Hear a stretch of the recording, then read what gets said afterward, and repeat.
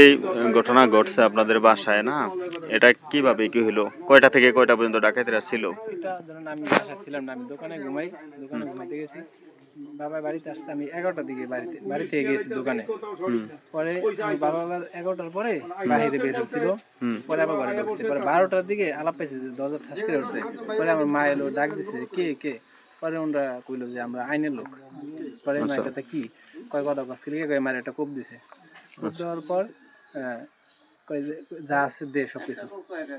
পরে ওই যা ছিল দিছে মার কাছে। কোপ কি অনেকগুলি কোপ দিছে নাকি? হাতে দিছে 4টা, একটা আঙ্গুল, এই যে আঙ্গুল কাইটা অর্ধেক ফালাই দিছে, আর মাথায় 2টা কোপ দিছে।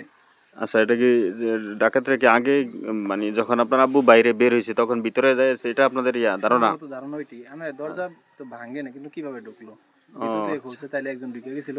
আচ্ছা আচ্ছা, কয়টা থেকে কয়টা পর্যন্ত তারা ছিল? রাত 12টা থেকে 3:30টার মধ্যে। রাত 12টা থেকে 3:30, দীর্ঘ সময়। জি।